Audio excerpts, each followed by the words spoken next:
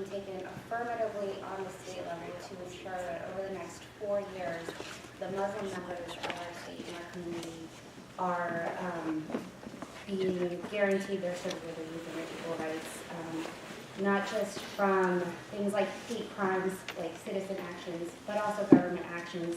Their right to be free from surveillance from the government, from registry, from deportation on the basis of their religion.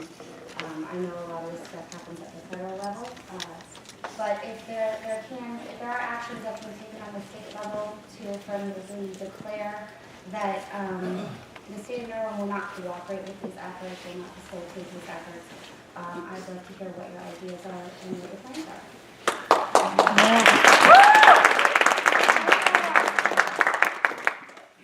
If I could just piggyback on that, I think that's one of the areas that we've already begun to mobilize both locally and hopefully statewide with these coalitions. I think we're all in fear of what might happen, and particularly to immigrants. We are trying to see what are the measures that one could do, and obviously the sanctuary movement that proved itself in the early 80s when we had all the large influx of immigrants. And Tacoma Park was the leader in creating safe spaces and protecting undocumented immigrants. And I think that is the model that we're already seeing nationwide. It's usually at the city level. I think we need to do it at all levels. At county level, I would like to see our Montgomery County statement be stronger than what it is. It used to be a much stronger statement that we do not collaborate with ICE and federal immigration police. I think we also need to push our universities to become safe areas for students. I just feel like if we're all not together and moving forward and being brave, that we are going to see what already began to happen in Buffalo with raids once again and with going after people. I think those are the kind of things that we have to look carefully at. What are the powers that are only state and local powers, and then bravely reinforce them. Unfortunately, we can't do anything about creating a legal immigration status. Though there are some efforts. Utah has already got a case out there where the state would be able to give work permits, and that would give that would at least provide the opportunity for people to work legally within that state. They're all areas that I think we need to explore and to move forward, but it is critical that we do it and we do it quickly. And Howard County Executive Kittleman just made a statement trying to keep Howard County from becoming a sanctuary state. Yes. It's happening here in Maryland as well. Yeah, but Howard County is the first county to do that. Right. Baltimore City has done it. Montgomery County has got to do it. What does he Step do? up to that. What did they do? He wants to prevent Howard County from becoming a sanctuary county. Really? Yeah, he made that statement. But it's because the This county guy council will be has running for passed, something. a sanctuary So county. this is important. You know, he's staking out that position. And the guy is a civil libertarian of sorts, and his father was a great civil libertarian. So this might get complicated. I just got this notice. The lights. I'll try and be very brief on this, but the real question is, look, in Montgomery County, I don't foresee our county police participating in federal immigration enforcement, and that's been policy here for a while. Occasionally, I feel like we have to nudge the police along on this, but I think the larger issue is a statewide one, and that's whether we can adopt a statewide policy of resisting use of local law enforcement for immigration purposes.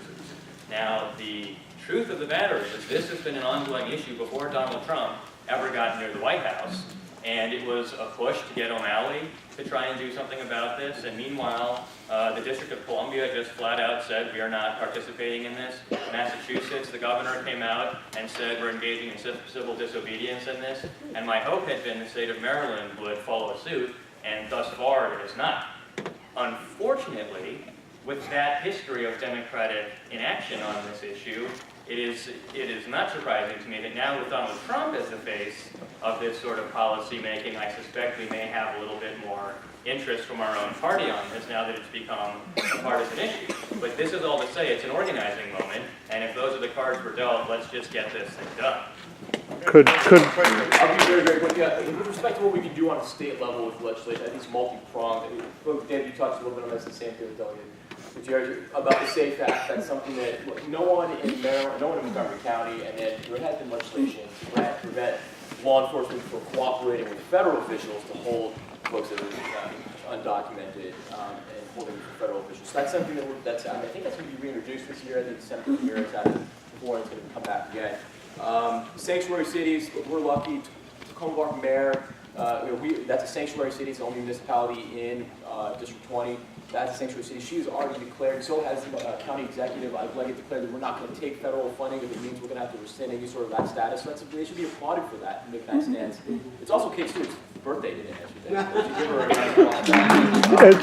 And then finally, it goes back to the police reform and surveillance reform. So you have situations in which, remember the plane flying over Baltimore City for months, weeks and weeks without anyone noticing that? These are the types of oversight opportunities we need to really address in terms of this accountability and oversight.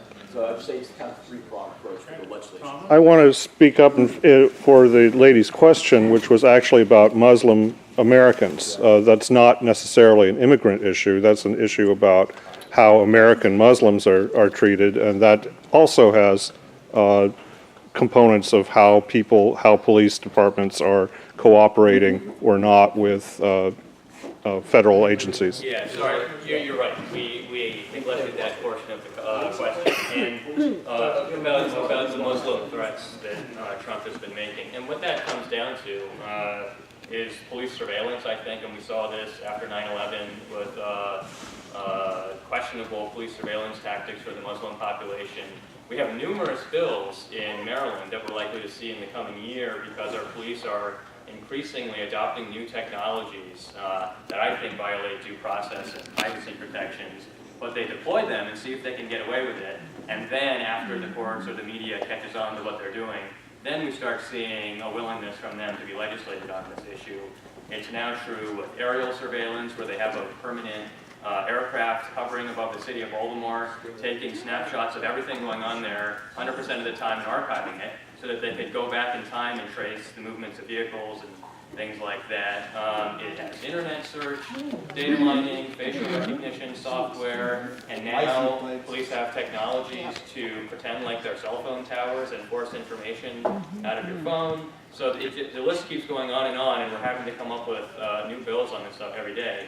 One of my colleagues, Charles Sidner from Baltimore County, has a bill that I hope moves that will actually set up a panel that they have to apply to review new technologies for before they can be deployed. And that way, that will be sort of a catch-all to give the public an opportunity